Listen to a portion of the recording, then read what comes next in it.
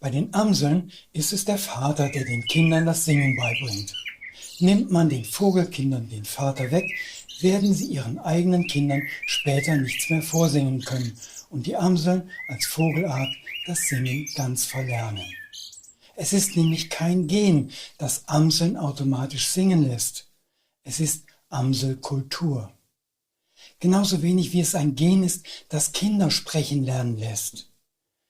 Wird mit ihnen weder gesungen noch gesprochen, dann lernen sie es einfach nicht. Die Außenwelt prägt die Innenwelt. Was die daraus macht, verändert wiederum die Außenwelt.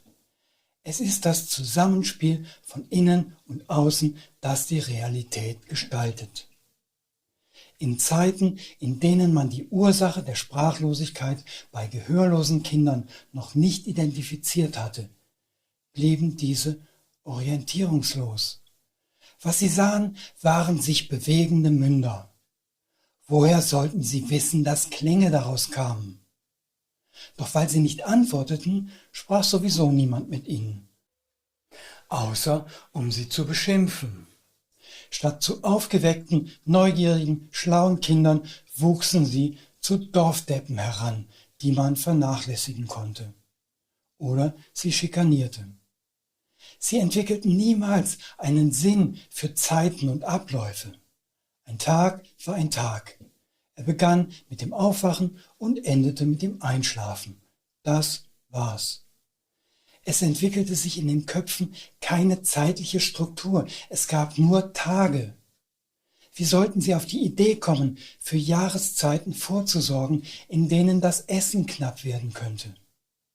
Am Esstisch hörten sie nicht, wie die Arbeit auf dem Feld geplant wurde, ob man auf Regen wartete oder im Gegenteil darauf hoffte, dass er recht bald aufhören möge, damit man die Ernte trocken in Sicherheit bringen konnte. Und sie hörten auch nicht, wie man Geschichten von früher erzählte. Das Begreifen der Zeit entsteht durch Worte. Das wissen wir heute. Im Deutschen entstanden grammatikalische Besonderheiten wie die Vergangenheitsform, wie in vielen anderen Sprachen auch. Aber selbst dort, wo es die nicht gibt, kennzeichnet man Vergangenheit und Zukunft sprachlich, nämlich mit Markern. Das Chinesische, von dem viele aufgrund seiner Schrift denken, es sei eine schwer zu erlernende Sprache, kennt beispielsweise keine grammatikalischen Vergangenheitsformen. Man sagt zu Beginn eines Satzes gestern oder letztes Jahr oder nächsten Winter und dann weiß jeder Bescheid. Mit Ausnahme derer, die nichts hören. Oliver Sacks formuliert es in seinem Buch Stimmen sehen so: Ein Mangel an Sprache ist für einen Menschen eine der schlimmsten Katastrophen. Denn nur durch die Sprache können wir uns voll und ganz in unser menschliches Leben und unsere Kultur einbringen, frei mit unseren Mitmenschen kommunizieren, Informationen erwerben und austauschen. Wenn wir das nicht können, sind wir auf eine bizarre Weise behindert und von allen unseren Wünschen, Bestrebungen und angeborenen Fähigkeiten abgeschnitten. Und in der Tat kann es sein, dass wir so wenig in der Lage sind, unsere intellektuellen Fähigkeiten zu verwirklichen, dass wir als geistig behindert erscheinen. Und genau das geschah bis vor gar nicht allzu langer Zeit mit den Gehörlosen. Im Niederländischen ist das Wort stumm mit dem Wort dumm identisch. Beides heißt stom. Wer nicht spricht, ist dumm. Solche Menschen konnten natürlich keine Ausbildung bekommen, keine Arbeit, mit der sie ihren Lebensunterhalt erwirtschaften konnten. Sie durften nicht heiraten und sie erbten nichts, wenn ihre Eltern verschieden.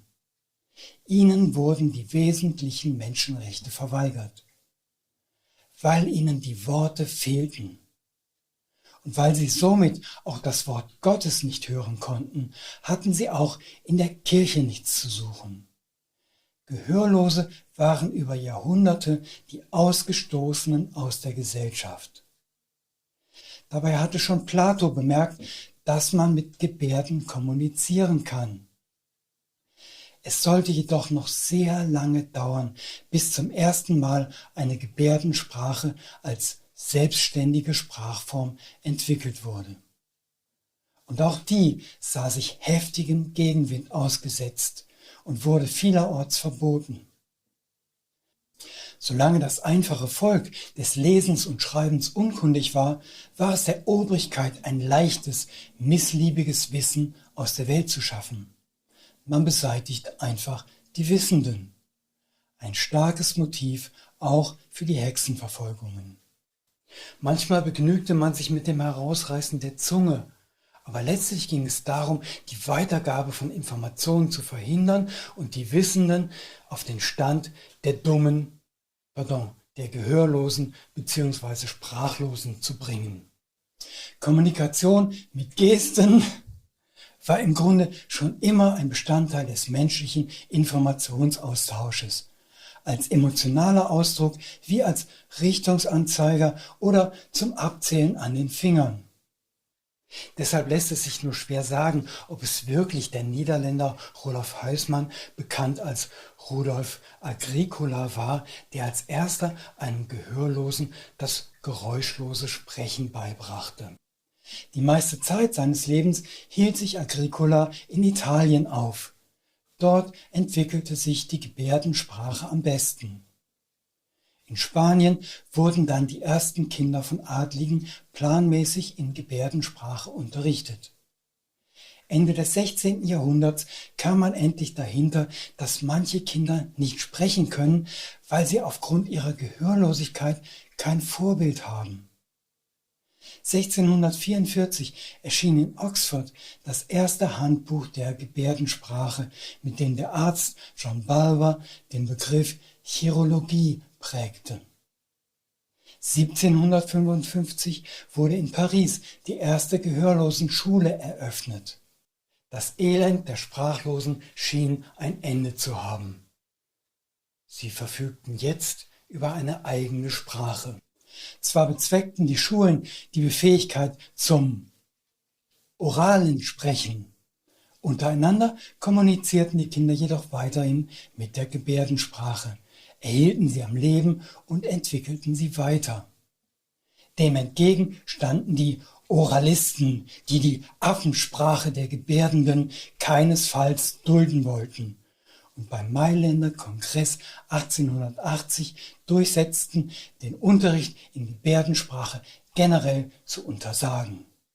In Frankreich wurde dieses Gesetz erst 1991 aufgehoben. Ein besonders unrühmliches Kapitel schrieben dann noch, und wer hätte das auch anders erwartet, die Vorbilder heute wieder sich immer größerer Beliebtheit erfreuender Parteien. 1933 lösten sie als erstes die bestehenden Gehörlosenvereine auf, um anschließend Gehörlose zu sterilisieren oder gleich ganz zu ermorden, um die Gesellschaft von Gehörlosigkeit zu heilen.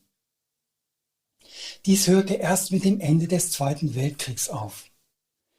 Diese Taten wurden erst in den 70er, 80er Jahren durch Horst Biesolds Buch Crying Hands aufgedeckt.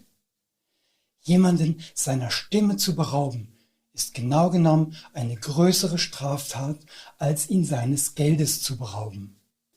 Man nimmt ihm die Identität, die Fähigkeit, sich in der Welt zu behaupten, sofern die Klangstimme nicht durch eine sichtbare Stimme wie bei der Gebärdensprache ersetzt wird. Die entscheidende Frage stellte der französische Gehörlosenlehrer Roche-Ambroise Guérin-Sicard Anfang des 19. Jahrhunderts. Warum bleibt der Gehörlose dumm, während wir intelligent werden? Warum ist er auf diesen Zustand des Schwachsinns reduziert? Unterscheidet sich seine biologische Konstitution von der unseren? Hat er nicht alles, was er braucht, um Empfindungen zu haben, Ideen zu erwerben und sie zu kombinieren, um all das zu tun, was wir tun? Erhält er nicht, wie wir, Sinneseindrücke von Gegenständen? Sind diese nicht wie bei uns der Anlass für die Empfindungen des Geistes und seine erworbenen Ideen? Den Verlust der Zeit hatte ich schon erwähnt. aber die Sprache formt noch viel größere Anteile unserer erlebten Wirklichkeit. Eine Freundin, die zweisprachig aufgewachsen ist, berichtete davon, dass nach etwa 3 Wochen des Aufenthalts in England ihre Traumsprache auf Englisch umschaltet. Aber das war nicht alles. Ihr war außerdem aufgefallen, dass sie lustiger ist, wenn sie ihre englische Identität annimmt und wieder ernsthafter wird, wenn sie nach Deutschland zurückkehrt.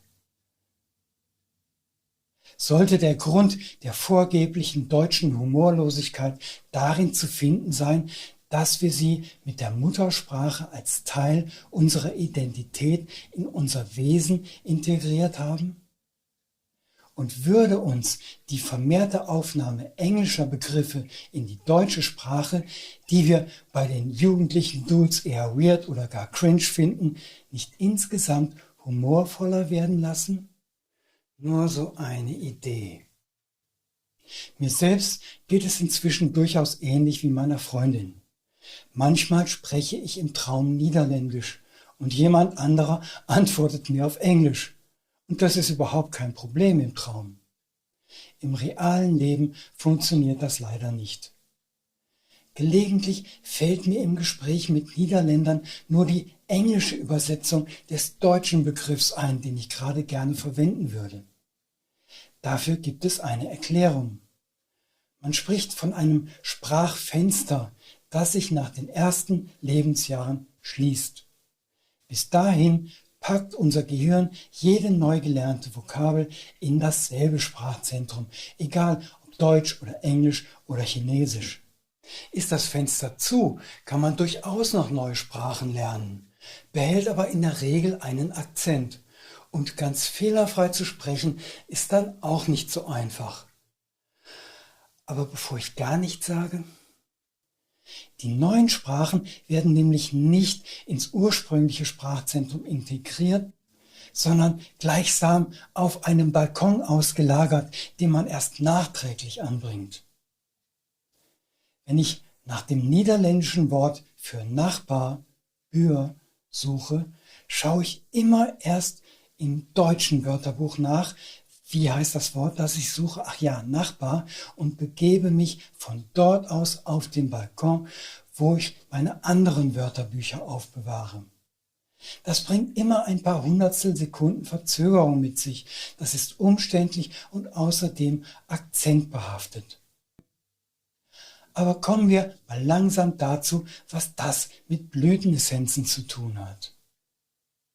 Zum einen können Blüten beruhigend wirken, was sich sehr vorteilhaft auf unsere Sprachfähigkeit auswirkt. Stress nämlich knallt die Tür zum Sprachzentrum zu und was durch die Ritzen dringt, ist dann höchstens noch Blöd, Mann oder Herrgott nochmal oder die eine oder andere Bemerkung, die einen Kopf und Kragen kosten kann. Wenn Sie Ihre Scheidung möglichst eskalieren lassen wollen, dann ordentlich aufregen. Das vermindert Ihr Sprachvermögen und es werden Worte aus Ihrem Mund donnern, die jede Verständigung zunichte machen. Wenn Sie es dagegen vorziehen, sich irgendwie gütlich zu einigen und ohne Verletzung aus dem Schlamassel herauszukommen, sprich aus einem entspannten Zustand heraus kommunizieren wollen, dann könnten Sie beispielsweise zur Blüte der Stechpalme greifen.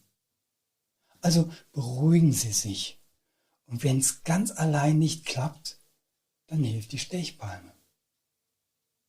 Ein anderes Phänomen ist aber noch bedeutsamer. Um herauszufinden, was wir wirklich wollen, müssen wir es formulieren. Sonst verfolgen wir irgendwelche diffusen Träume und Vorstellungen und kommen oft an Zielorten an, die wir gar nicht willentlich angesteuert hatten.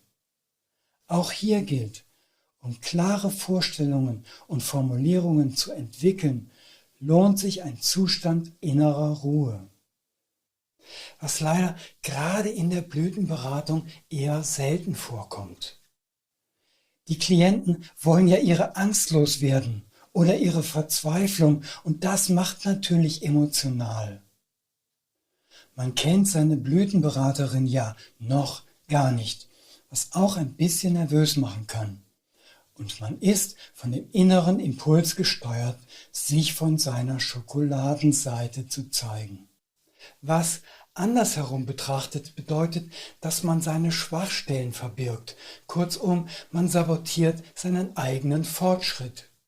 Doch erfahrene Blütenberater erleichtern sich die Arbeit, indem sie einfach ein Schälchen mit Wasser irgendwo unauffällig platzieren, in das sie ein paar Tropfen Löwenzahn gegeben haben.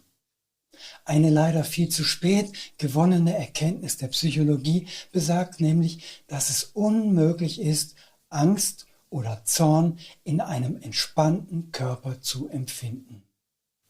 Was gleichbedeutend damit ist, den Zugang zum klaren Verstand und klaren Sprachvermögen zu behalten. Das geht durch Entspannung der Muskulatur und genau dafür wird Löwenzahn eingesetzt. Gelingt es uns, eine entspannte Atmosphäre zu schaffen, wird ein vertrauensvolles Gespräch möglich und eine präzise Zielformulierung ebenso.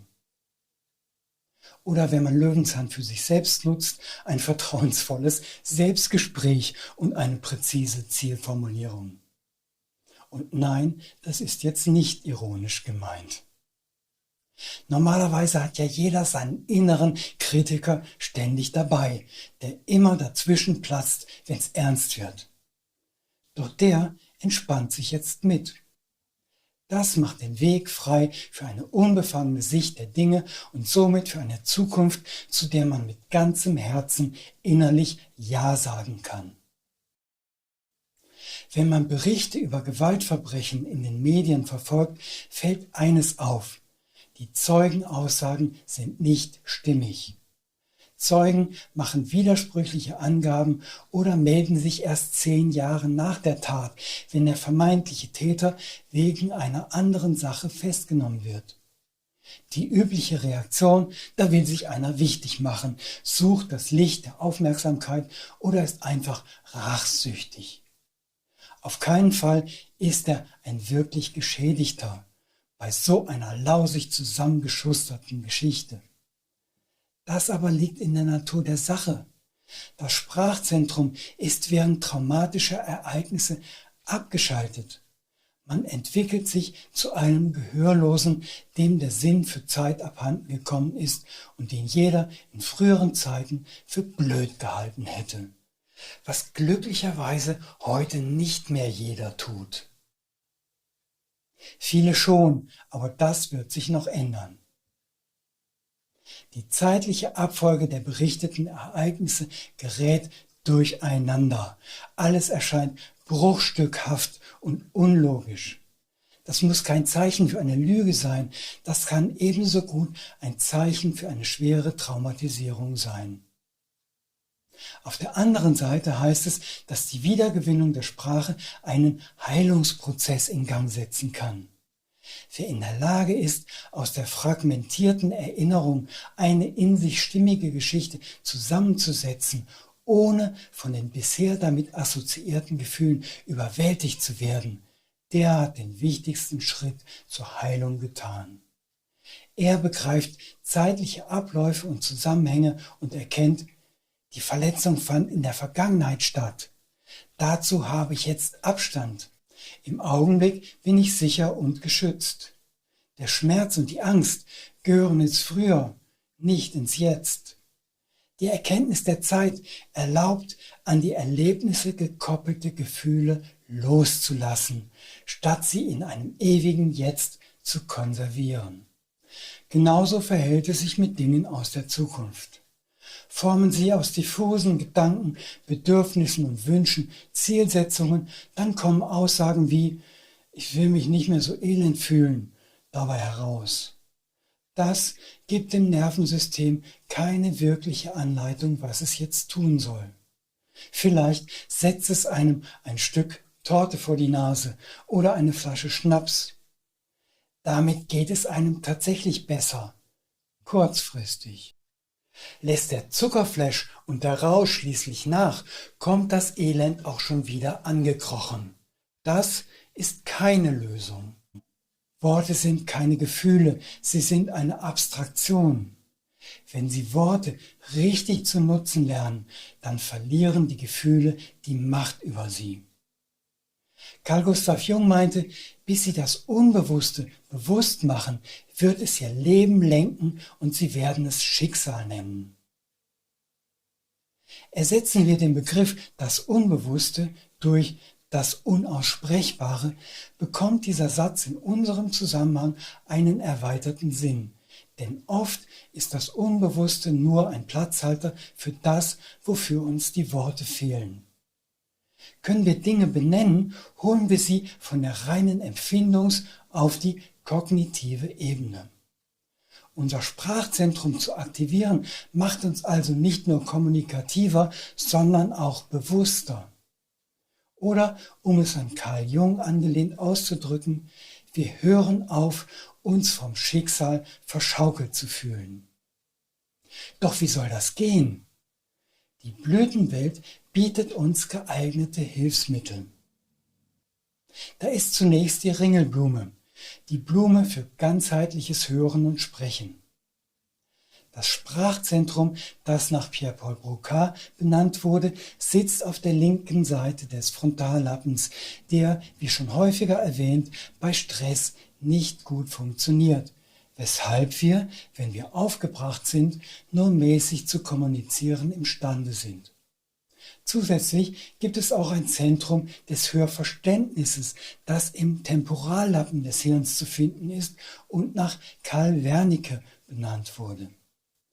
Eine weniger bekannte Stresswirkung ist die Spannung im Mittelohr.